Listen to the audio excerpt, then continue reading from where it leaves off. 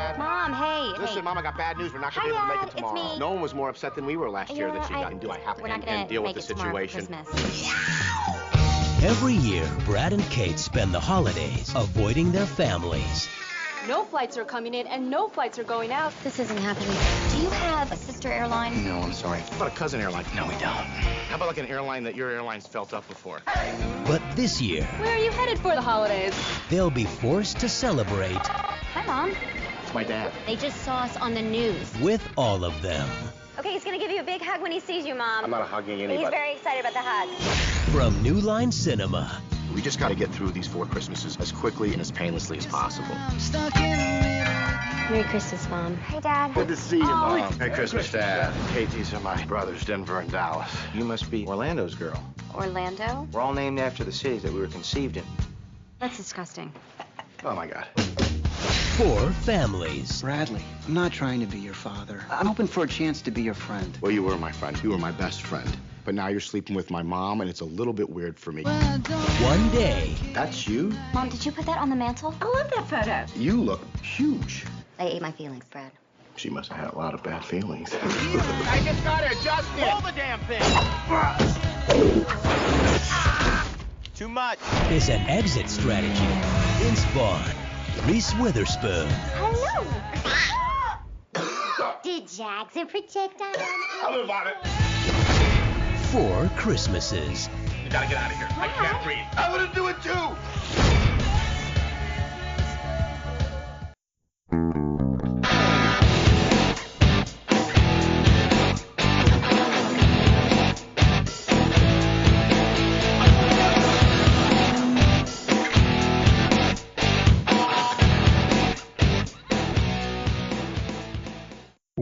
Welcome to They Call This a Movie, testing the strength of friendships one terrible movie at a time. Subscribe to the podcast on iTunes and other podcast services by searching They Call This a Movie. We are part of the Main Damie Network, and to find more from us, check out the website at themaindamie.com or on Twitter, Facebook, and Instagram at The Main Damie. We're also now a proud member of Geek Vibes Nation. You can find them at gvnation.com. Welcome back to They Call This a Movie. This is Anthony Del Vecchio, and with me, as always, is Dan Aquino and Mark Meyer. Say hello, gentlemen. Hey guys, how's it going? Hello, I'm just so glad we're in my time of year for watching movies.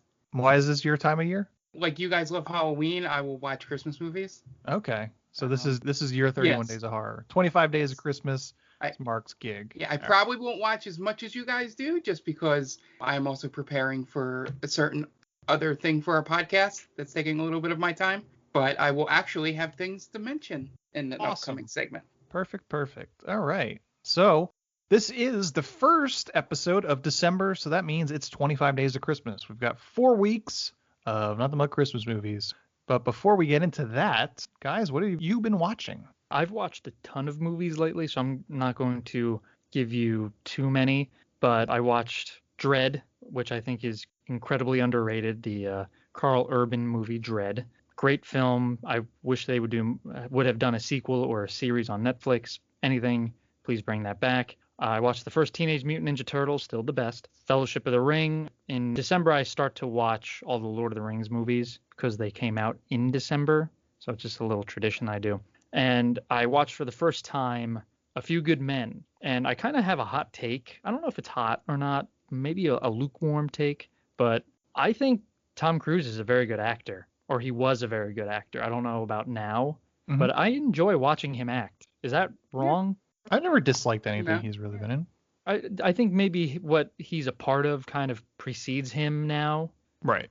But it's kind of, you got to take the good with the bad, basically. Yes. You have to, it's kind of, well, I mean, you still love Mel Gibson, though, and that's the same sort of situation. I like Mel Gibson acting-wise. I don't think he's a great person outside of that. Right. But I've seen Mel Gibson movies, and I'm like, yeah, he's still a good actor. I remember not really having seen too many Tom Cruise movies outside of like Mission Impossible. And then I've been watching more of his stuff, and he's a pretty solid actor. I was kind of thrown off by it, I should say. Did any of the movies you watched this week keep you up to 4 a.m.? Oh, yes. I forgot. I watched The Lincoln Lawyer until 4 o'clock in the morning. A whole lot of why comes with that. You know what? I think I was just like stopping to do other things. When did I watch it? I think I watched it Friday night into Saturday morning. I forget exactly when it was, but And I think it was Wednesday. I think you started watching it after I left on Wednesday. That's right. Oh, that's why, because we had people over and you guys left kind of late. What time did you leave? Around 1:30. Yeah, okay. So now it's all kind of coming together.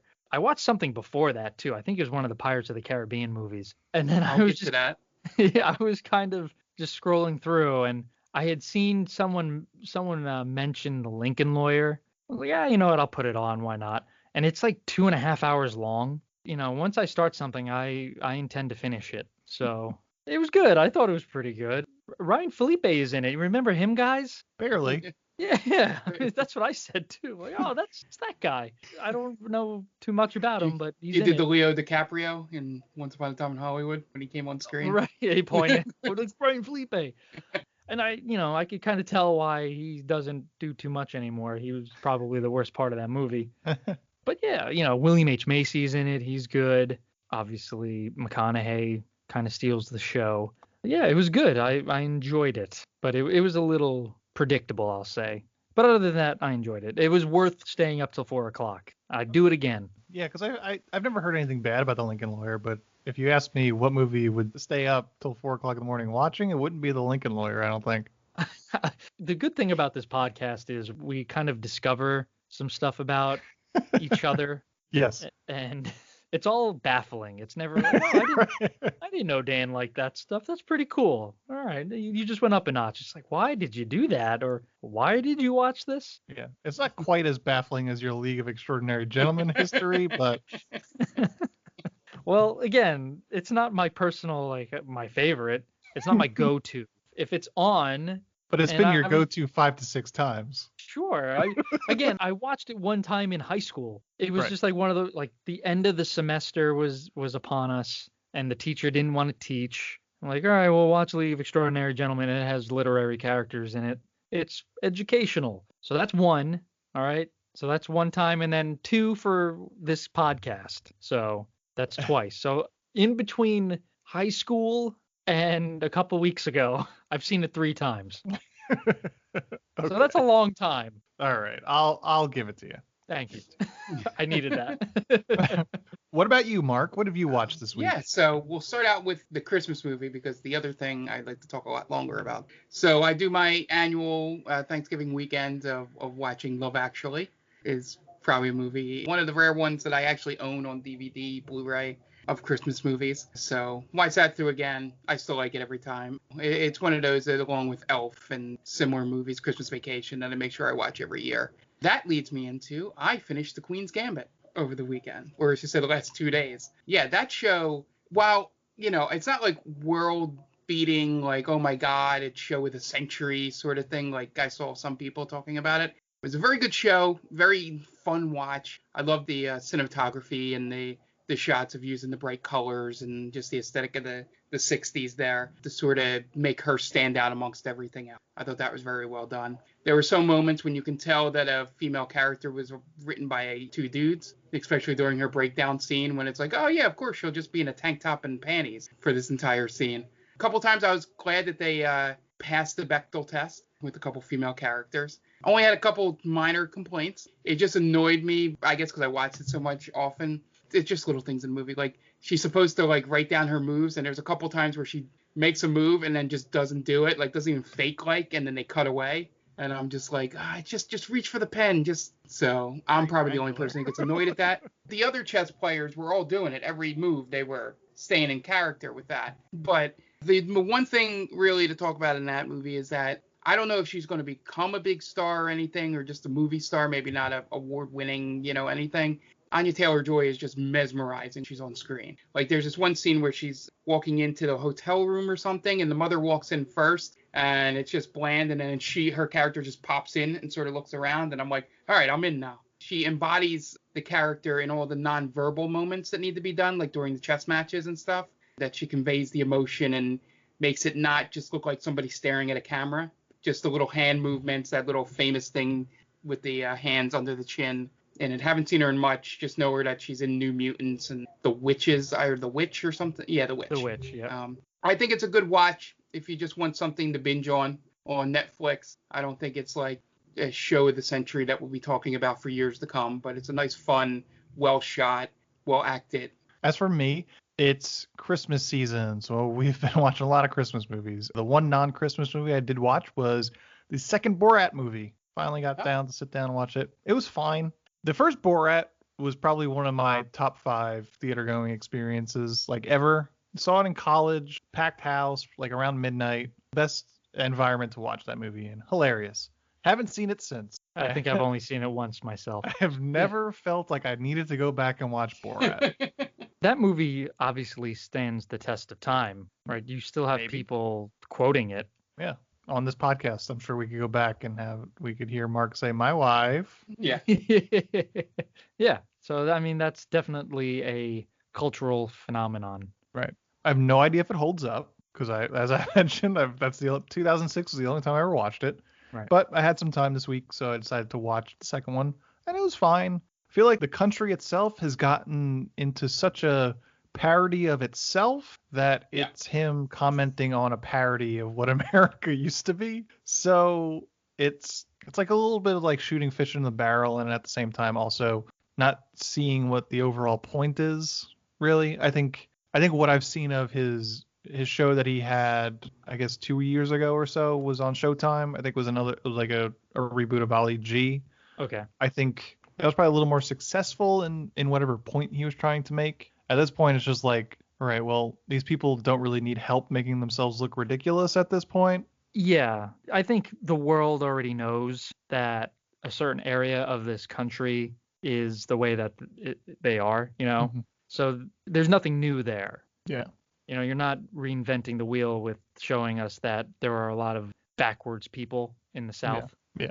Like, it felt a little more edited for thematic sake a little bit. Like, there's obvious insert shots and stuff like that where it just kind of felt a little less genuine, I think. Yeah, I get what you mean. The funniest part about this is watching one of my family members who fully in the cult, who loved the first Borat movie, completely being pissed off and mad about this movie. And just, it goes with your thing that he's just parodying something. Yeah, he's parodying a parody. Yeah. Yeah. And just to see that I don't think that family member really got the first movie. Right. Yeah, sure. You know, it's mainly what seeing that reaction to the second movie got me. It's like, oh, I don't think he got the satire or parody or whatever the first movie was. It's like people that are pissed off about Rage Against the Machine. I had another family member, I told that story, that had an Evil Empire poster and yelled at me that I never told him Rage Against the Machine was political. What sort of machine did you think they were talking about? I think the beauty of the first Borat movie was we were in the 2000s and we thought that as a country we had come pretty far on race relations, or like we'd like to think that we had. And that was kind of a stark contrast. It was kind of a kick in the balls. Like, yeah, you think you have, but not really. Yeah. I mean, 2006 is a long time ago. I mean, not even just chronologically. I mean, it is 14 years ago, but just it's pre-Facebook, really, pre-Twitter. Exactly. I mean, we're inundated with the shit that he's shining a light on to every single day if you want to. Now that there's an whole new Facebook for white supremacists. That's true. So, that just sprung up out of nowhere. Yeah. I really didn't have high expectations for this one just because it has been 14 years. And I think Sacha Baron Cohen is a comic genius in his own right. But, like, how many movies have worked? How many comedy sequels have worked with that much distance in between the first and the second one? None, really. Hey, look at Dumb and Dumber 2. Right, that movie. 2, Anchorman awful. 2. Yeah. So, I mean, I think he's a better comic figure than, say, Jim Carrey or Will Ferrell. You know, I mean, arguably. I mean, sure. You might think differently. I have certain feelings towards Jim Carrey that we might get to later in this month. I'm excited for that. But yeah, I don't think it doesn't work. It just is unnecessary, really. It's touched upon already. Yeah, it's in a sea of sameness, really, more than anything. But yeah. And then I watched this piece. Well, yeah, so that's better. That's a little more jolly. So we watched our usual. We watched Home Alone. We watched Home Alone 2. We watched Santa Claus. We watched Christmas Chronicles 2, which was terrible. Besides Kurt Russell being Santa, that fits. I watched the first Christmas Chronicles with my father-in-law. Mhm. Kurt Russell is like a really loud Santa. Yeah, he's Is he very like that in in your the face. second one? A little bit. Yeah, he's Yeah. just very in your face. Most Santa Claus historically are very, laid back and, just kind of like pushing the protagonist to do what needs to be done, just kind of giving that soft shove. But no, Kurt Russell, he's very loud, and he lets you know that he's Santa Claus. What else did we watch? We watched Klaus. We watched the Netflix animated feature Klaus. Really How was good. that? Oh, it's great. I'm a very big fan of Klaus. Okay. So if you haven't seen it, you have Netflix, check it out. Yep. It's really heartfelt and a touching story, and J.K. Simmons is Santa Claus in that one, so that's even a better. good one. Yeah. What are the chances that I cry? Ooh, there's a non-zero chance that you cry. A non-zero chance. Okay. Yeah. I'll have to report back to you on that. Yeah. I almost cut some onions watching it the first time. Okay. Yeah. Now I'm excited. I need a good cry this year. I haven't cried once. I need it. And that's it, really. I'm sure there's some others that I forgot about, but those were the most important ones that we needed to touch upon. But this week, as we mentioned, first week of 25 Days of Christmas, and this week was Dan's pick, and we got there. We got a movie. Took some tries, but we finally got there. So Dan, why don't you introduce this week's movie? Sure. So I wanted to choose Home Alone 3, but it's technically not a Christmas movie from what we discussed. I think it takes place either before or after Christmas. So we skipped on that. And we came to the agreement of 4 Christmases starring Vince Vaughn and Reese Witherspoon. Yep. Had you ever seen this before? I had not. I'd seen bits and pieces. I remember specifically Vince Vaughn's first family, the Robert Duvall, the father. Yeah. I think it played heavily in the trailer too, if I remember correctly. And I mean, that scene was enough to tell me that I shouldn't watch this movie.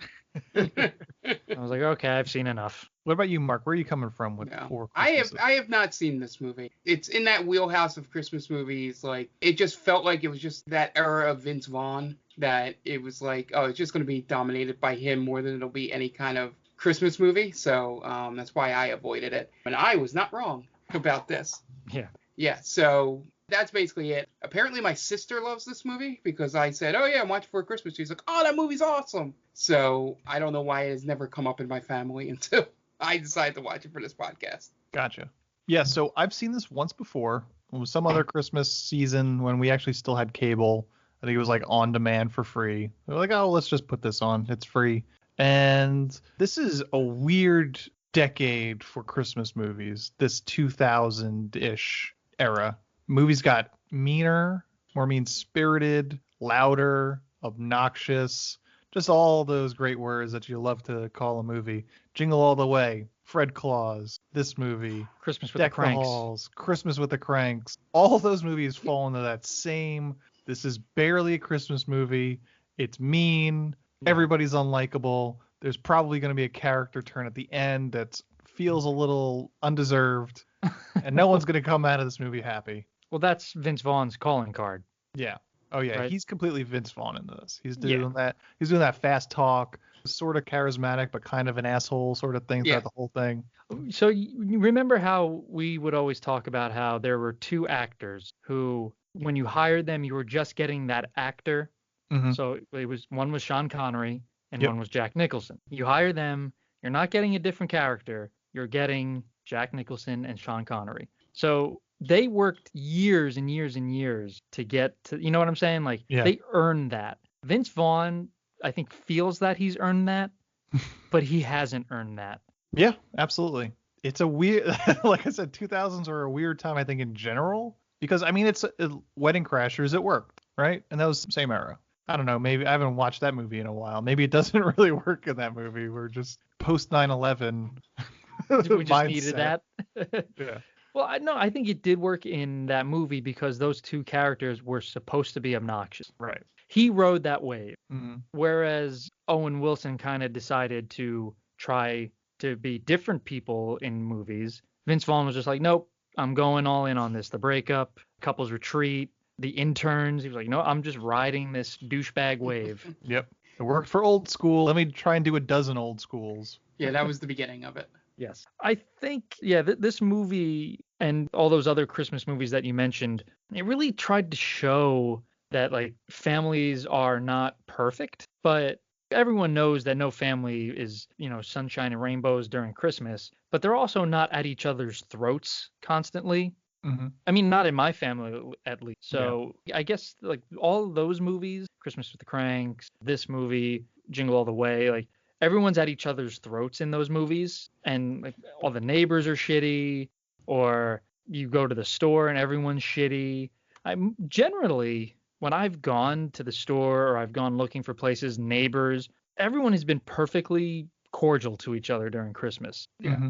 So I don't know who this is aimed at. Yeah, this whole movie I felt was somebody came up with 4 different ideas for Christmas family movies and just decided to put it all in one movie. Like you could have made a movie out of each of these families, like a separate full movie. It would have been terrible and it would have been worth doing, but I just felt that the whole premise of the reason why they didn't want to have kids or get married or anything is because of their families. When I thought it might have been more like, hey, maybe we get how shitty it is to have a family like this. Maybe we could make a better family, sort of thing would have probably been the way I think normal people would have reacted to this, but it doesn't work because you need that whole, like Ant was saying, you needed that character turn at the end of the movie and all that stuff, and that doesn't work if they're already coming from the positive place. The only thing that I got from this film is that Reese Witherspoon was the only one that showed a little bit of acting chops at moments in this. The scene in the car and then the scene with Christian Chenoweth right after. So I was like, oh, okay, this is like those moments in normal Christmas movies that we get. And then we immediately go right to Vince Vaughn trying to do his thing with Robert Duvall, who had completely checked out at this point and completely ruined that moment. But yeah, that's what it felt like, is they had some writers, or these writers, it was a team, I didn't get a chance to look it up, had 4 ideas for Christmas movies and then just decided, oh, why don't we just do one? The only good joke in it to me that made me chuckle was the book ending of the thing with the newscast at the beginning and at the end, having that happen to them twice. I'm like, that's a pretty good bit, because I'm always a sucker for callbacks to things. But it also makes no sense why they did what they did at the end of the movie after going through everything they went through. They didn't learn their lesson. Exactly. No. Yeah. I just wanted to mention, that's why Reese Witherspoon is a Academy Award winning actress, because she shows that acting chops. But I just also want to mention, apparently Reese Witherspoon and Vince Vaughn hated each other on set. It's all his fault, guaranteed. Oh, I'm sure it is, because apparently she's a professional actress. She's there early. She's in the makeup chair on time, and she wanted to run scenes with him and make sure blocking was everything. And he comes in late, looking like he's been out all night, and and at heart he's an ad lib. So a lot of his dialogue was ad libbed. That's not what she does. That's why you can tell that emotion came out in the scene. She gets to yell at him for being an awful person. Yeah, just releasing 3 weeks of filming onto him. Apparently, like, the sex scene was supposed to be like more intense, and she was just like not having it. Again, because she's a 10 and he's a 2, so. Yeah. Also, that is one thing. Every woman in this movie is head over heels in love with him. Yeah. I mean, I know they're cougars. Right. That's the whole gimmick with her family. Yeah. But it doesn't play with this. Yeah. I'm trying to think of who would be better for the Vince Vaughn role for that. I would even say Jon Favreau. Oh, yes. Especially roided out Jon Favreau in this movie. Yeah, that makes way more sense. Those roles should have been reversed. Jon Favreau should have been the husband. Vince Vaughn should have been the douchey redneck brother. So Four Christmases from 2008. It's directed by Seth Gordon, who before this directed one movie, The King of Kong, A Fistful of Quarters. An excellent documentary if you haven't watched it before. That's a big jump. Yeah, it's crazy. But I guess Vince Vaughn loved the documentary and he wanted this guy to direct this movie. Then he went on to direct Horrible Bosses, Identity Thief, and Baywatch, as well as episodes of Parks and Rec, Community, The Office, and The Goldbergs. I mean, those are decent mid-level comedies of the past 15 years. Yeah. Not bad. The cast boasts 5 Oscar winners, all 4 parents and Reese Witherspoon. Speaking of which, stars Vince Vaughn, Reese Witherspoon, Robert Duvall, Mary Steenburgen, Sissy Spacek, Jon Voight, Jon Favreau, Dwight Yoakam, Tim McGraw, Kristen Chenoweth, and Katie Mixon. Has an IMDb score of 5.7 and a Rotten Tomato score of 25%. Budget, $80 million. That's a lot. But box office made $120 million. Made its money back and then some. You got to pay for all those Oscar winners, man. Yeah. I'm sure that's a lot of it has to do with the cast just getting those paychecks. Yeah, Robert Duvall doesn't come cheap. You got probably Jon Favreau on the cheap, right? I would assume so. This is 2008, so this is pre Iron Man. So they probably shot this before Oh yeah. Iron Man came out, but after they shot it. Because this came out in November, and I think Iron Man probably came out in May. So yeah. They got a cheap one for that. And he, like I said, he looks jacked in this movie. To me, it's incredible that he was an actor. I mean, he's turned out so many good movies as a director that you forget he started as, he was Vince Vaughn's like right-hand man in movies for the most part. Swingers. Yeah. Yeah. I'm also trying to figure out the timeline too, because I was trying to think back to Iron Man and what he looked like in Iron Man. I think he was always stocky. He's a stocky guy. Yeah. But now I think he's just gone on the bigger scale. Right. Yeah, I wasn't sure if he was like as stocky, because like here he's, I mean, maybe they got some padding, but he looks huge in the shredded sort of way. He's got the tap out gear on. Yeah. And yeah, he's a big guy in this. Yeah, and I guess you could afford all those Oscar winners when you hire 2 country singers to be in this movie. Hey, I will say the one thing: Dwight Yoakam is one of the more the better performances of this movie. Yes, I agree 100%. I thought they were gonna do more with him though, because then he just kind of falls into the backgrounds. Like I thought he was gonna be like super sleazy. So he just winds up at like the 4th dinner, and he's just there. So it's never like you think like he's just like starting flirting with all the girls and some of the parishioners. It's obvious that he's like fucking a lot of them or something like that. Maybe there was like a 2.5 hour cut where he was doing that. I was going to say, I think this movie was packed enough as is. Yeah. But I thought that was going to be a storyline where Mary Steenburgen was like in love with this guy, and this guy was obviously a sleazebag. Okay. Yeah, that works for sure. It kind of skirts the Christmas theme, I guess. Yeah. There's not really a Christmas theme in this movie, though. There isn't. No. Right. It's just like our families are all shitty. That's the Christmas theme. Yeah. It could really be any holiday. Yeah. Yeah. You could definitely interchange Thanksgiving, Easter, New Year's.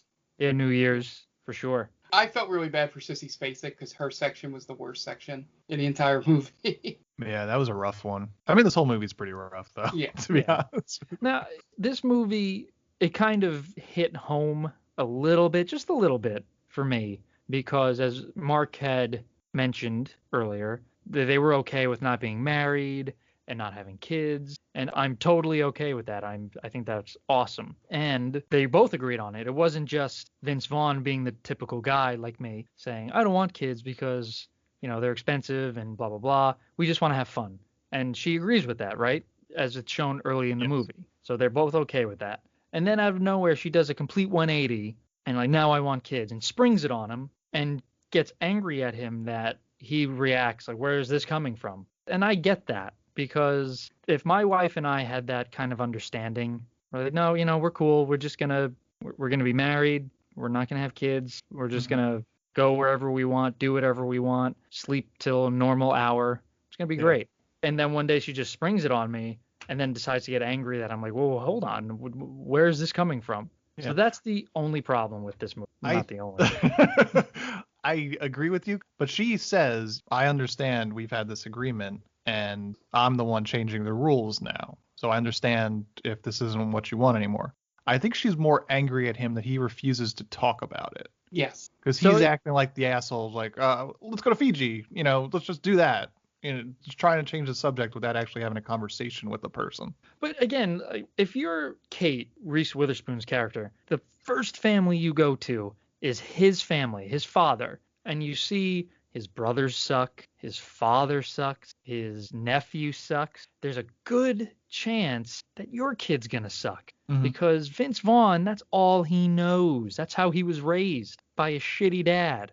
I will also say that 2008 was a different time in terms of perspectives about adult couples that had no intentions of getting married or having kids. Yes. I think that it was more acceptable, or it was becoming more acceptable. Right, but it hadn't gotten there yet. Right. Now it's kind of like full blown. If you don't want to do it, good for you. Yeah, this movie does have a message of, well, you can never be complete as a family without having kids. There is definitely an underlying theme of that. It was like, yeah, sure, these two are selfish. They're just living for themselves. And that's the reason why they don't want kids. And then she starts seeing him with the kid, and she starts feeling those motherly feels, which is also probably a little dated. And this movie kind of turns that around because it's 2008. If it was 2020, 2018, maybe the message is different. Maybe they just get married because, I love you. Yeah. But we don't necessarily have to have kids. We'll get a dog.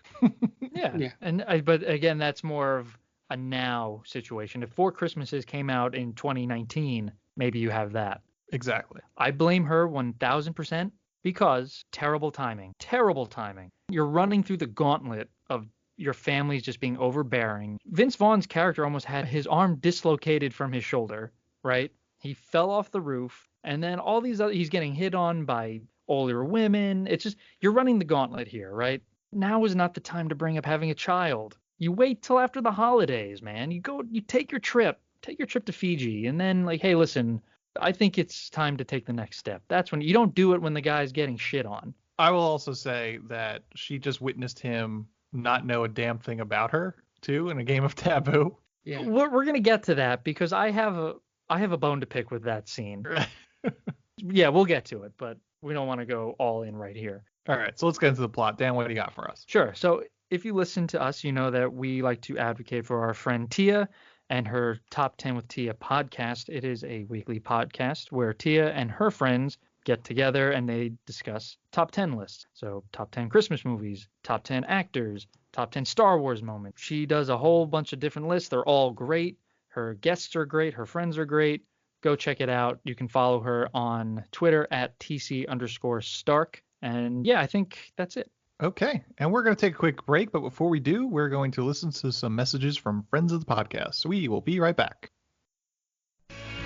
Hey, this is 10M. Padawan J. Coach Duffy. From the Ocho Duro Parlay Hour podcast. Every week, the ODPH is talking sports, movies, TV, comics, and more. It's always a parlay of topics on each episode. You can find the ODPH on Apple Podcasts, Google Podcasts, iHeartRadio, Spotify, Stitcher, Podbean, and wherever you find great podcasts, such as the one you're listening to right now. Don't forget to check out OchoDuroParlayHour.com, where you can find the links to all of the ODPH social media accounts, links to the bands whose music you hear each week on the show, hashtag 607 podcast info, and parlay points, our companion blog section of the show. Thanks for listening to the ODPH. Now get back to your regularly scheduled podcast. Welcome, travelers. Seems like you're looking for a story. Well, I got one for you. It involves adventure, friendship, and all sorts of... Earl, why don't you tell him about that time I stole that big-ass melon? Yeah, I was going for more... Or you could tell him about the time I kicked your ass, Earl. I wouldn't ever tell them. Do I need to get my ref gear on? Okay, everyone, shut up. Now come with me as I tell you a story from afar. Hey everybody, my name's David. I'm the DM for From Afar Podcast. From Afar Podcast is all about four friends separated by distance, but brought together by adventure. Hope you all stop by and give us a listen. Thanks. And welcome back. And now it's time to get into the plot of Four Christmases. We open on a fancy bar circa 2000s where we got lots of chrome, lots of blue. We have Reese Witherspoon looking like her Academy Award-winning hot self sitting there minding her own business at a bar when Vince Vaughn comes in and ruins her quiet moment. He plays a dorky. She tells him off, basically telling him he's too nice for her. She wants a bad boy. So she goes to leave, and Vince Vaughn grows a pair of balls and calls her a bitch in the middle of the club. And then she reacts not the way you would think, so they fuck in the bathroom. And they go back to her place, and we find out that they're together, and this was some sort of weird role-play situation for them. I was worried that this was going to open with, like, Vince Vaughn's character being someone that watched the pickup artist videos or read his book and then proved that that's how you get the woman in this movie. So as bad as it was what it turned out to be, I was like, oh, okay, it wasn't that dumb. Like, they weren't trying to make that statement in this movie. Right. I mean, that was the right time for it, though. Like, right around, I Hope They Serve Beer in Hell, when things like that were popular. Yep, mystery. Yeah. Yes. We're glorifying these sociopaths in big fuzzy hats. What was the name of that TV show? It was like VH1. Oh, right? Yeah.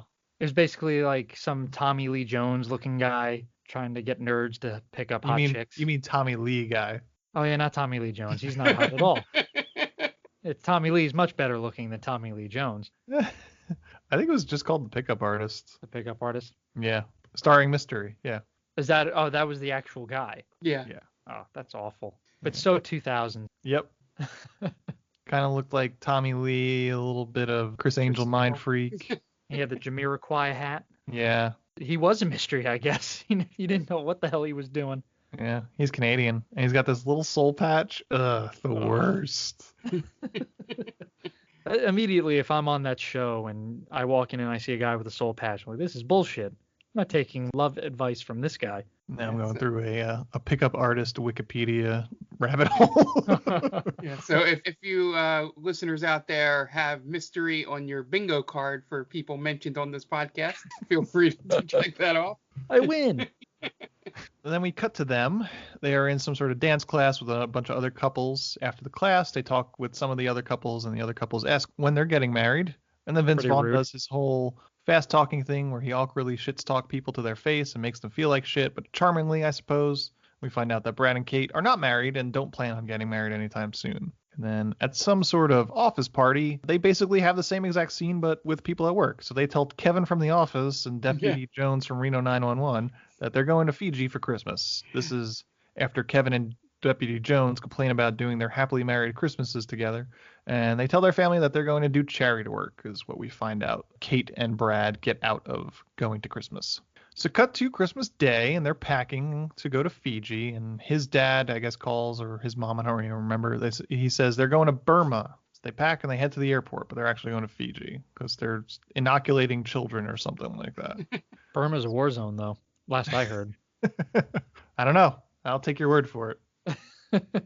So they go to the airport, and we are in San Francisco. So the fog rolls in, and all flights get canceled. The ticket agent tells them that no flights are getting in or coming out. And then Vince Vaughn does that shit-talking thing again to the Dirt Bike Kid's own Peter Billingsley. Second movie. We could have said the Christmas Story. Nope, because we haven't covered a Christmas Story. We've covered the Dirt Bike Kid. He's a producer on this movie as well, because he produces all of Jon Favreau's things. He was also an elf. Yep, he's also an elf. He was a producer on Dinner for Five, Jon Favreau's show from IFC back in the 2000s. Remember that? Riding that Christmas Story money. And I think he's in Iron Man as well. He's one of the... He's in Iron Man. He's in Far From Home. Far From Home. That's right. He's one of the scientists at Stark Industry. Yes, he is. Riding those coattails. Good for him. Yeah. Seems like a nice guy. I would happily trade places with him. He was in the Dirt Bike Kid. Even better, right? Claim to fame, Dirt Bike Kid. Do you think he gets residuals for the 24-hour Christmas Story marathon? On a constant loop, him sitting back laughing at the TV. Yes. Yes. Give me $6 more. Yes. That's his. The guy from the Mets. Bobby Bonilla. Bobby Bonilla. That's his Bobby Bonilla day. So then a news reporter shows up and tries to interview them about their travel plans. And then Vince Vaughn freezes up and makes Reese Witherspoon do all the talking. And then suddenly, Kate gets a call from her mom, who saw her on the news. Brad gets a call from his dad saying the same thing. So then they commit to seeing both of their parents as they are divorced, hence the name of the movie, Four Christmases. First stop, it's Brad's dad's house, out in the California desert, where we meet Brad's dad, Robert Duvall, and his twin brothers, Denver and Dallas, which are played by a roided-up Jon Favreau and Tim McGraw for some reason. We find out that Brad's real name is Orlando, named after the place that he was conceived. And then I believe the woman is Denver's wife, right? Jon Favreau's wife. It's Jon Favreau's wife. I've randomly seen walking by the TV while living here is apparently on a show called American Housewife. Yes, she also played Kenny Powers' love interest in Eastbound and Down. Yep. Katie Mixon. That's what I know her best as. Yeah. So Denver's wife, Katie Mixon, comes in and offers some Ritz and spray cheese. So Brad cracks wise about it. So Denver gets Brad in an MMA arm lock, and Brad screams for an extended period of time before Denver basically humps Brad's head and then lets him go. Really annoying moment. Yes. Yeah. Well, but wait, there's more. The whole scene is super obnoxious. And again, this was the scene I had first saw. I'm like, I don't need any more of this. And if you thought that was all we're going to have from MMA, just wait. There's more. Lay it on us. Yeah. Ground and pound us. Kate and Brad go into a back room, and she gets mad at him for never telling her his real name, which that is a weird thing to never, that's like sort of like a funny story thing. It's like, oh, I have some, tell me a story. Tell me something I don't know. I'll tell you something. Yeah. Like, oh, my real name is Orlando. It's a funny story. It's where I was conceived, I can understand why someone would hide that. Not from someone that you're in a serious relationship with, though. Okay, I mean, but it's embarrassing. I would do it. You've never told Jen anything embarrassing in your life? Most of my life has been pretty embarrassing, so she would have found out by now. I mean, she already knows your nickname. That's true, yes. She knows the story behind your nickname, too, right? Yeah, but I think that I didn't like proudly tell her, hey, want to hear my high school nickname? I'm not saying he needs to proudly say his name was Orlando. It just never came up. Huh? It's possible. And he's not lying to her. He's just omitting the truth. I think it's a lie of omission. Yeah. Yeah, he's just, it never came up. I didn't see a reason to tell you. I don't know. I think it's weird. I think it's shady as fuck. He didn't have a dual identity. I don't know. I find it weird. Okay. Yeah. That's fine. If Lynn told me her name wasn't really Lynn, it was like Dolores, that's like super weird that you haven't told me that. But you wouldn't get angry, would you? I don't know if I'd get angry, and I don't think she gets super angry. I think she gets like kind of taken aback. Okay, so all right, so you wouldn't be furious. You would just be like, oh, no, I'm not gonna punch my fist through a wall about it. But I'm gonna Dolores, bam. Like that's super weird that you haven't told me yet that your name happens to be something that isn't Lynn. I don't know how I'd take it, to be honest. And in the scene, she also tells him that he needs to stand up to himself in front of his brothers. So they go out to the living room to open presents, and he tells his brothers to take it down a notch. I mean, he's a grown man. They can't be wrestling anymore. So his brothers beat him up again, and then Tim McGraw taps in his nephews, right? These aren't Tim McGraw. Yeah. Vince Vaughn's nephew. For some reason, during the opening of the present scene, it seemed like Tim McGraw was their dad because he's like sitting with them. I think it's one of each. Yeah, one of each, right? Because one of the presents the kid opens is the flashlight. Right. Okay. And that was Tim McGraw's kid. Kid. Yeah. Yeah, and then the other one shows up at Sissy Spacek's house later. Okay. Right. Yeah. I guess because the kid that has the flashlight, we never see him again after that, right? Yeah. No. It's just weird because Katie Mixon is the one that says, "Oh, he'll be back." So because that's not her kid, but well, maybe they live there. I don't know.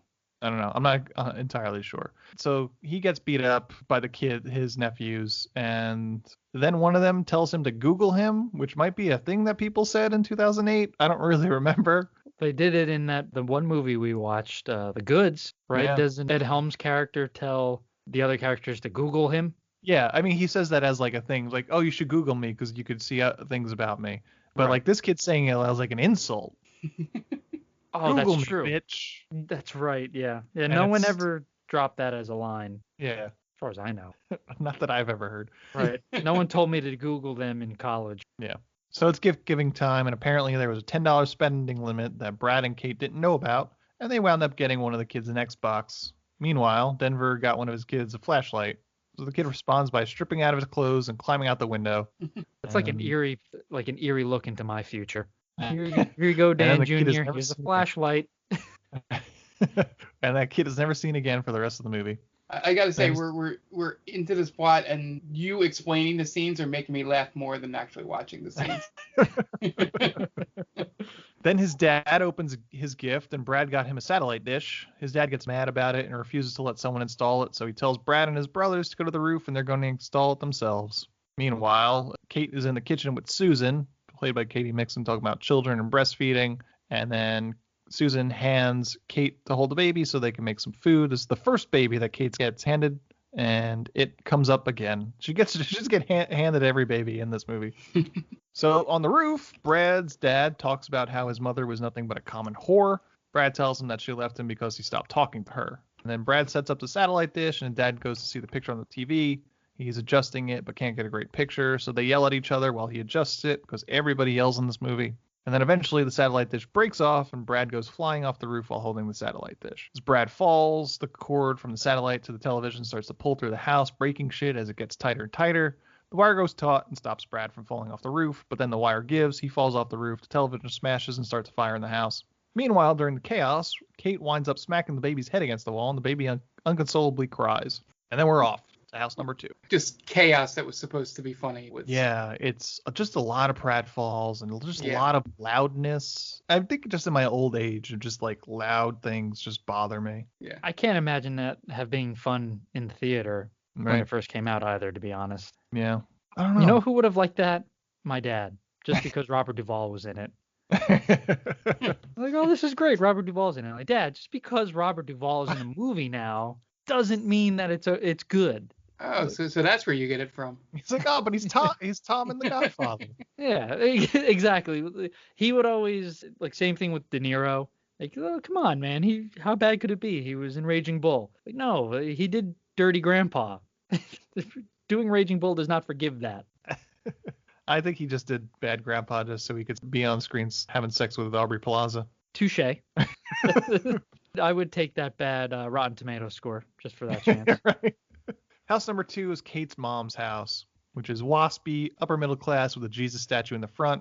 Kate says that her mom has made it into some sort of cougar den, quote unquote. And then Kate's mom is played by Mary Steenburgen, named Marilyn. We also have Carol Kane as an aunt who is uncredited in this movie, surprisingly.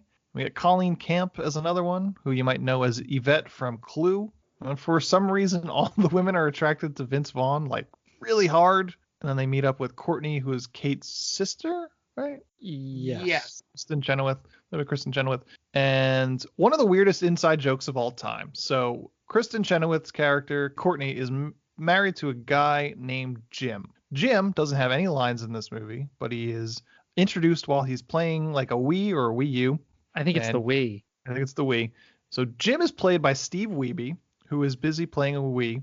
And he is the star of King of Kong, A Fistful of Quarters, and held the Donkey Kong high score at one point. Wait, that's him? That's him. Yeah. Get out of here.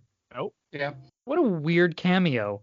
Yep. Nobody would know it unless you did research on this. But that is former Donkey Kong high score champ Steve Wiebe.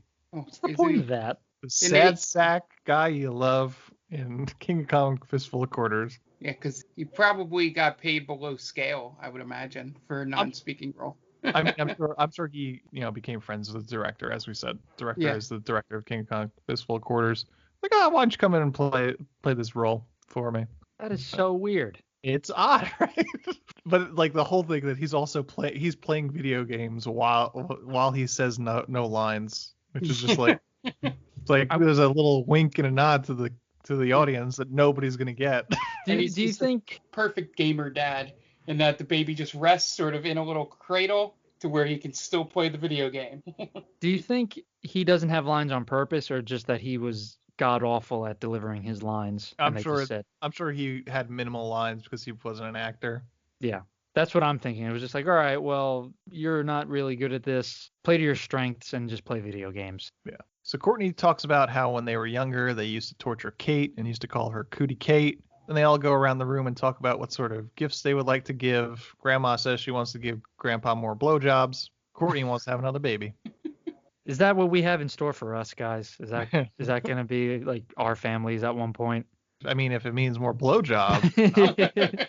I don't want my son or daughter's significant other hearing about that. No, not at all. I want to give Dan more blowjobs. Okay, Mom, time to go to bed. Courtney says that she wants to have another baby. And Courtney gives Kate her baby to hold for a second. The baby throws up all over her. Brad freaks out, dry heaving, and screaming about how he's going to throw up and she needs to get away from him. Classic loud obnoxiousness. So Kate goes to get washed. Courtney brings her a change of clothes, and Kate gets mad because she talked about how she was called Cootie Kate. Courtney says that if she and Brad love each other, they wouldn't have secrets from each other. Courtney also mentions how she slept with the entire water polo team and that her husband experimented with men. Just a couple of little notes for us. It doesn't come up in any sort of way. After Courtney leaves, Kate then noses through Courtney's bag and decides to start playing with a breast pump, and then decides to use one of her pregnancy tests just for shits and giggles, as one does. Yeah. Right. You've never done it? Meanwhile, downstairs, Brad is force-fed cookies while they show him pictures of Kate from when she was a kid, which is a bit homophobic and definitely fat-shaming. Yep. Because Kate used to be a little overweight, and her only friend was a stereotyped lesbian. A butch lesbian. Yeah. Yes. And they all make fun of her. Yep. It's again. That's her only friend. We're only going back 10 years here. Mm-hmm. Perfectly fine. Yep. That was rampant in Hollywood. Yep. Fat shaming the fat friend, man. Yeah. Everyone did it. After she takes the pregnancy test, her niece comes in and takes the pregnancy test and runs away with it, thinking it's a magic marker. She hides it in a bounce house similar to where Kate was tortured as a child. So she goes inside and gets the shit beat out of her by a bunch of kids. You know what was weird about that scene? The daughter comes in and says, there's a rule in the house, no magic markers. Was that a weird rule, or is that just me? If it's a kid, I could see there being a rule of you're not allowed to play with magic markers because you're going to draw on all my shit and I'm not going to be able to get it out. Okay, so it is kind of just me then, because I heard that, and no one had ever told me no magic markers as a kid. But, all right, so I get where you're coming from. Maybe that kid is a piece of shit. And Yeah. clearly they're going to just scribble on the fine china or the walls. Mm-hmm. And we can't have that because everything here is like sacred to them. Yeah. But it's your aunt. She's smart enough to be able to hold a magic marker, Right. quote unquote. Yeah. I mean, at some point, it's just because she just runs off with it, not because she's not allowed to have a magic marker. It's more like she recognizes that Kate wants it, and she's just being a dick. It shouldn't have gone down like that because, one, why does the daughter just burst into the bathroom? Good you know question. What I'm saying? It should have been like Kate just like loses track of it by accident. Something comes up and she's like rushing and she leaves it somewhere for the daughter to find. I think Yes. that plays better. Probably. Definitely. Yeah, and then the whole scene coming up inside the bounce house is just, it ends with a I'm not trapped in here, but you're trapped in here with me sort of scene when she zips it up and she just starts throwing kids around. Yeah, that was my favorite scene of the whole movie. Yeah. Of Reese Witherspoon just going ham on a bunch of children. I told Jen the line should have been, now you can't leave. And then Come Together starts to play.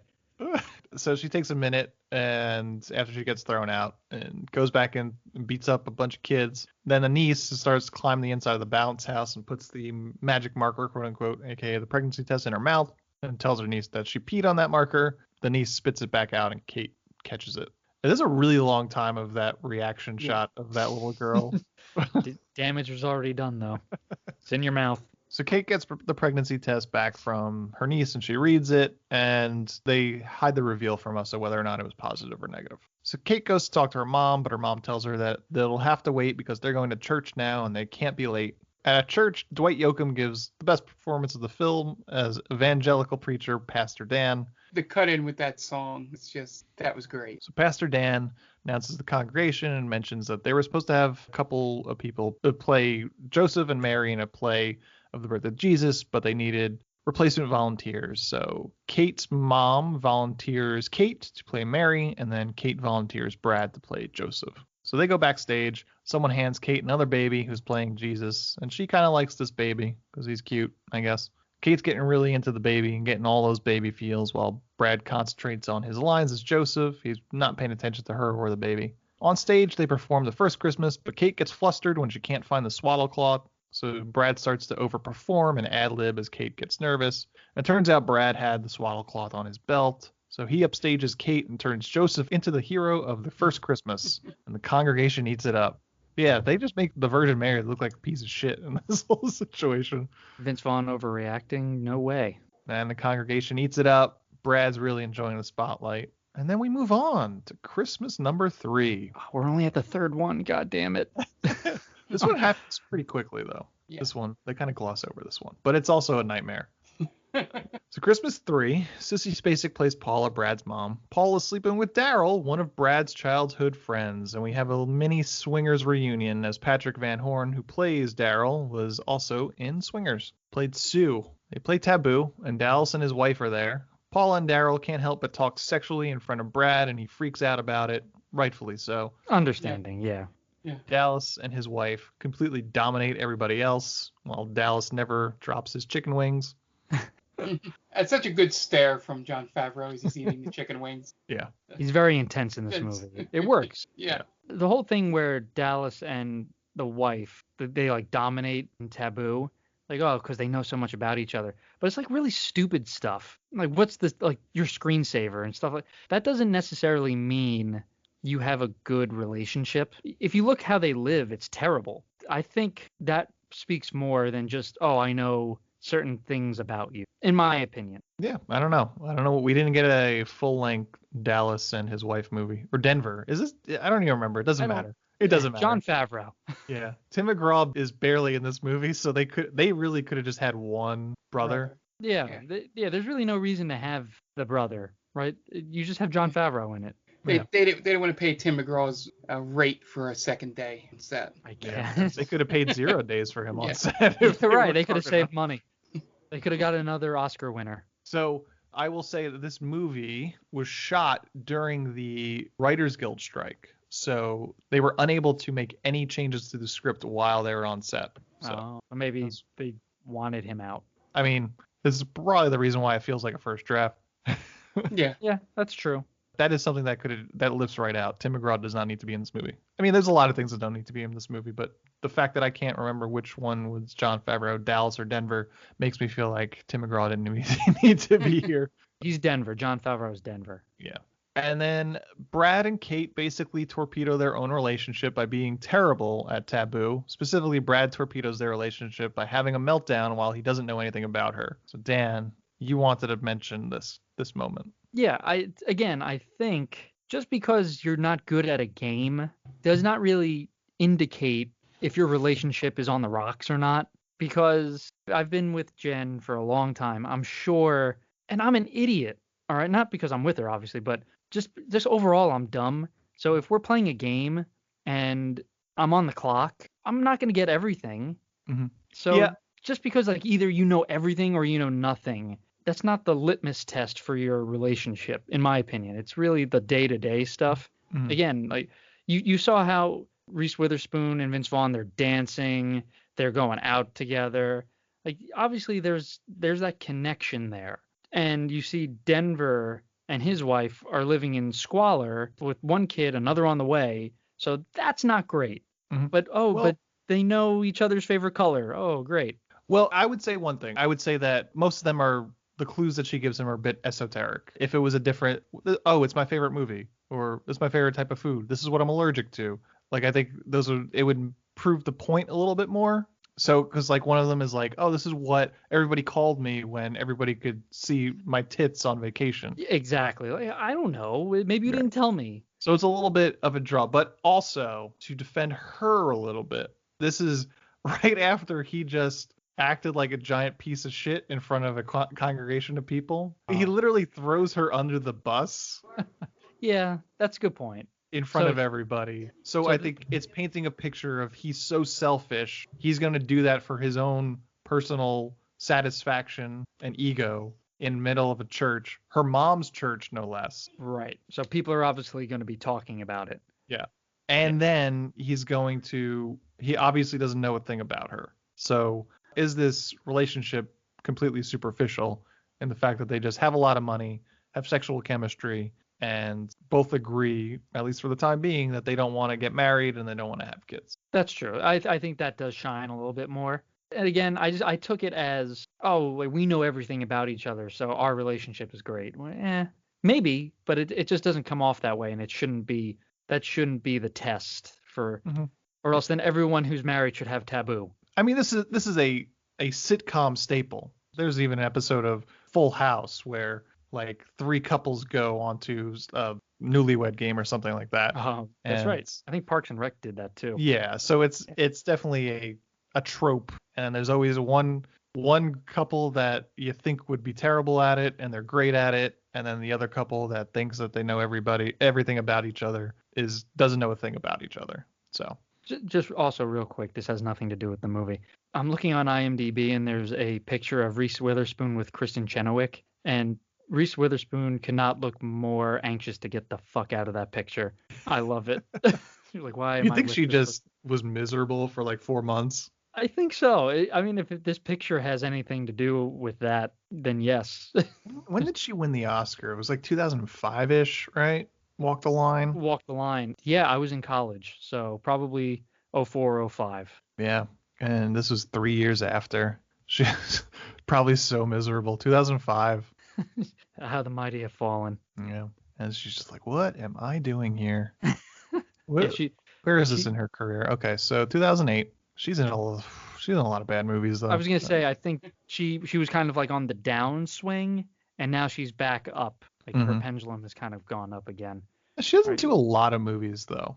It's interesting. She does like one movie a year, even in her like most busy. She's in Big Little Lies, which was supposed to be pretty big from what I've heard. Yeah, she's done a lot of TV in the past. So she did Big Little Lies. She also did Little Fires Everywhere. Mm-hmm. They should combine that, call it Big Little Fires Everywhere. And then she did The Morning Show too, which was an Apple TV show. So past 3 years, she's been pretty TV heavy. She's like the Daniel Day-Lewis of women. Yeah, I think she's a good actress. I think. Yeah, I like Reese Witherspoon. She's a solid actress. But you can just tell she's like, this is where I'm at right now. Yeah, Like she Kristen regrets Chenoweth. the decision of this one. Rendition, I don't know what that is. Just Like Heaven. We have How Do You Know, which is that weird romantic comedy where Owen Wilson plays a baseball player. Wild. All right, that was supposed to be pretty good. Yeah, that wasn't bad. She's got another Legally Blonde coming out. Ooh, I'm excited. I could just tell. So on the drive, Kate tells him that she took a pregnancy test and he freaks out, but then she said it was negative. And then he was just like, well, why'd you bury the lead on that, bitch? Yeah, good point. That's a good point. Which I don't disagree. I would be pretty freaked out as well. Yeah. But she says it made me think that maybe this is something that I actually want. She wants to have a conversation, but he shuts down the conversation entirely, saying he doesn't want anything like that. And then when they get to house number 4, Kate tells him that he doesn't need to go in with her because she doesn't want to pretend there's something that they aren't. And once she says that, she's the one changing the rules, so she understands if he wants to leave. So Brad leaves, and Jon Voight plays Creighton, comes out. She goes in, and turns out that her mom and dad have been getting along lately since Kate's niece was born. She talks with Courtney for a bit, and then goes into her dad's study to be by herself for a minute. Creighton comes in and tells her that he knew she had lied the whole time about where they were going to avoid seeing them for Christmas.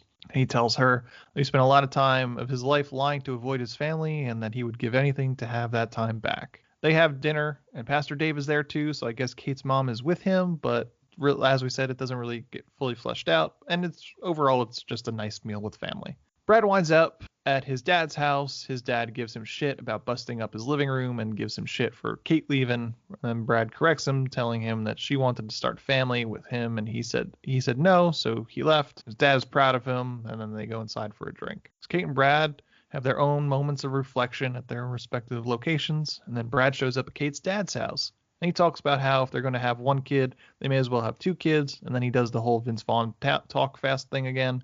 And then they kiss and they make up. And they say this doesn't mean that they're going to have kids or get married right away. They're just open to it happening. And then we cut to 1 year later. They're having a baby. And they tell the nurse that they didn't tell their families that she was pregnant, let alone she was having a baby. And it turns out they wound up having the first baby of the new year, despite how unlikely that would be, seeing as how they are in San Francisco, one of the last time zones that would hit the new year. We found the I plot didn't even hole. think of that, Ant. And I usually think of that shit. So there's a news reporter that comes in and asks them how that feels, and Vince Vaughn freaks out again, and then Reese Witherspoon has to talk for him, and then the baby throws up all over Kate and Brad has another freak out about vomit. And that's the end of 4 Christmases. It's a good way to end the movie. Just summarizes it perfectly. Puke. With Vince Vaughn retching. Yep. Yeah, it mirrors what everyone in the theater was probably doing. Can't believe I saw this. Yeah. It's not fun. It's not even like cute. Yeah. Right there, you have those Christmas movies where it's like, all right, well, it's not good, but it's cute. It has kind of a feel good message, and someone learns something. No one learns anything here. Nope. For all we know, that was such a half-assed apology by Vince Vaughn. Mm-hmm. If we're gonna have 1 kid, we might as well have 2. I'm like, well, slow your roll there, dude. I didn't say I forgive you. You're just telling me what I want to hear now. Yeah. I get I'm a super hot blonde Reese Witherspoon, but right. Yeah, she should probably just, this was eye-opening for me. I'm going to probably, get season tickets to like the 49ers or something and bag me a 49er. Right. How many more years till Garoppolo comes out? Yeah, I did like the conversation Kristen Chenoweth's character had where she was like, there's this dating site, so-and-so down the street, that conversation you immediately have with family. When that was still, but again, that was taboo. Yeah. Right? Yeah, because she God. scoffs about that, and who knew 5 years later, 4 years later, it's the norm. Everybody I talk about that with people sometimes. I don't know if that annoys Jen. I'm sure it does. But I was like, man, on one hand, I'm really happy that I missed out on the whole dating, like Tinder and all that, because women would just tear me apart. You know, like them sitting, you know, at home like this fucking guy next. But then again, there's the part of you who's like, oh well, you want that gratification, that instant gratification, you know, like oh they matched with me. So, but yeah, especially in the early 2000s or early to late 2000s, that was seen as like if you're on there, you're a total loser. Yeah. It always I always talk about how it always seems like I was just like right in front of all the good technology for things like that. So like Facebook in high school would have been awesome, you know? Yeah. And then Facebook came out like just as I was leaving college. And I was like, Tinder would have been awesome in college. Exactly. Yeah. As soon as I left college, it was pretty much, oh, check out this Tinder. Or I think as soon as I had left college, I think like Plenty of Fish and Match were still the only game in town. And Tinder didn't probably come out for a few more years after that. But yeah, right. I mean, that's a college kid's dream. Yeah. It's perfect for college. And then it's probably a nightmare after that. Yeah, exactly. I know someone who is on Bumble and they would come up to me and they'll just be like, look at this guy. Oh, I don't like this. I don't like, oh my God, that would be me. That would be, you would see me and you'd be like, this guy's just weird looking. Next. As long as you have a picture holding a fish, it's fine. You're right. You're not going to, you're not going to get me holding a fish because I'm vegetarian. And you're not going to get anything with me with no shirt on because I'm not big. So you're clear there. Yeah, just need a photo of you petting a dog. And that. Exactly. Or holding a kid or something, right? They like that. Don't ask me. And I'll lie about my height. I'm 6'3". Perfect. They'll never know when they see me. So not a sub 6 footer. Yeah. Nope. Definitely not one of those loser sub 6ers, right? What a bunch of dummies. Yeah. Hate them. Is there anything you guys would do to make this movie better? You know, this one was kind of a tough one to decide what would be better because it doesn't lend itself to any situation where it improves the movie. Or you can't get rid of any families because then it's not 4 Christmases. Right. It's hard to say just be funnier, right? Yeah, of course. Yeah. I mean, what do you get rid of a couple characters here and there? Sure. Right. Because we're saying Dallas. Maybe you get rid of Tim McGraw's character. But does that really improve the movie? No.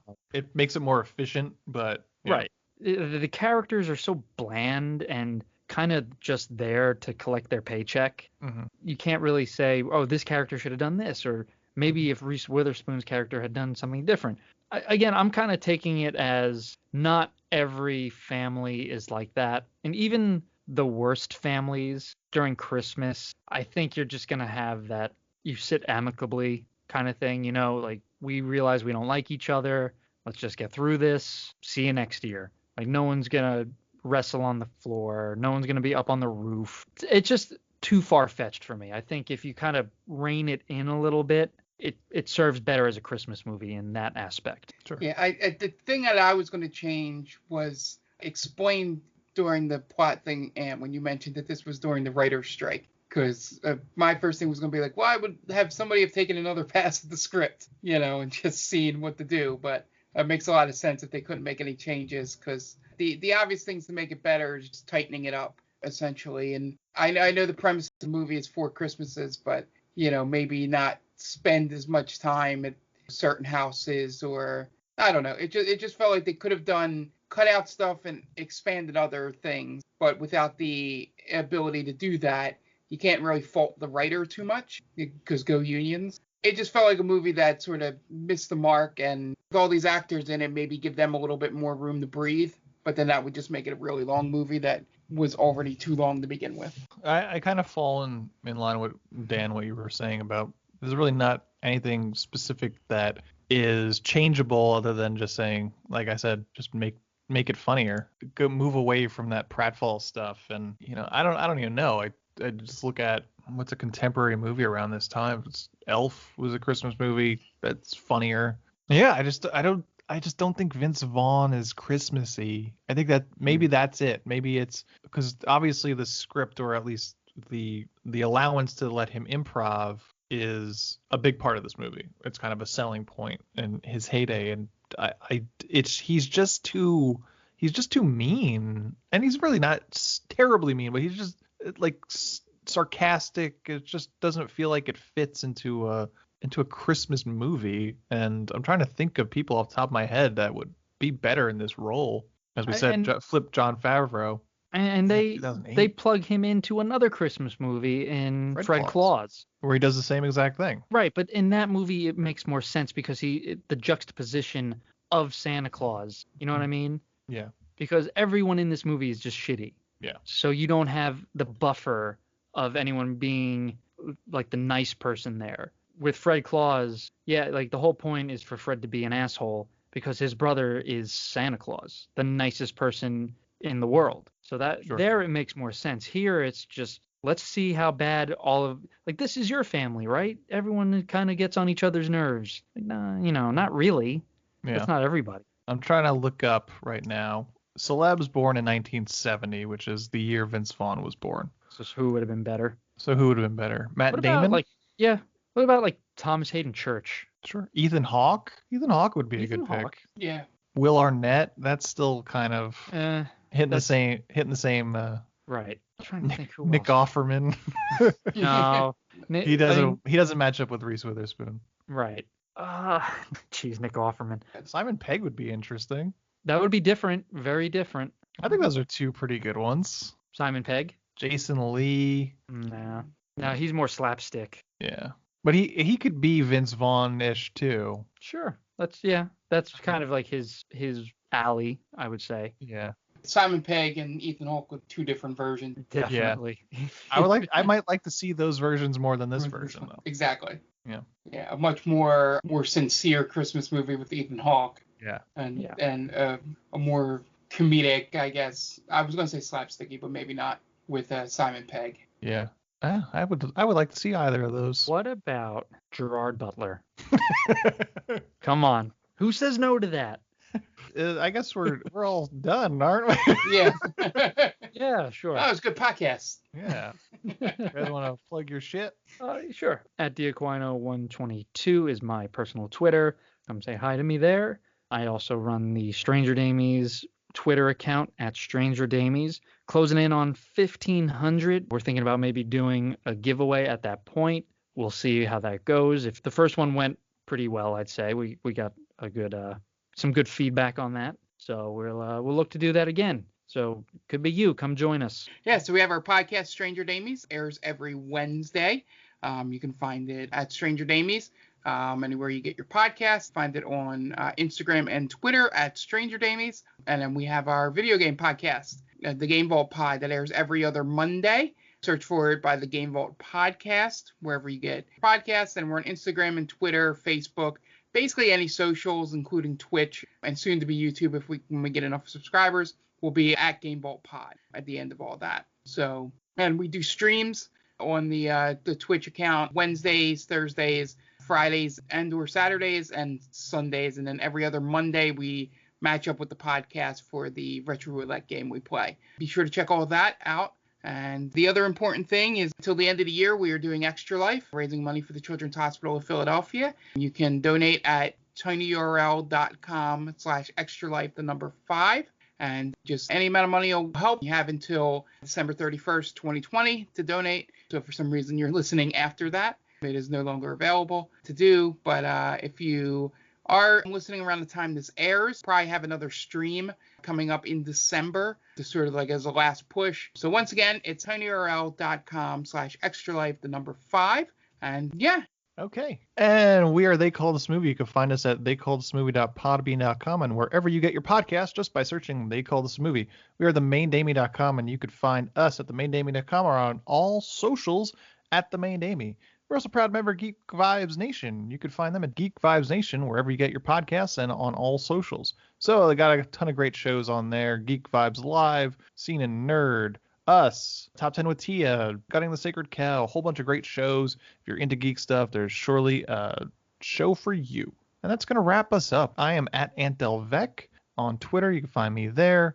If you have some spare time, check us out on iTunes. Give us a 5-star rating and a review. It really helps out. If you have any questions, comments, you want to suggest a movie for us, just hit us up via email at themaindamie@gmail.com.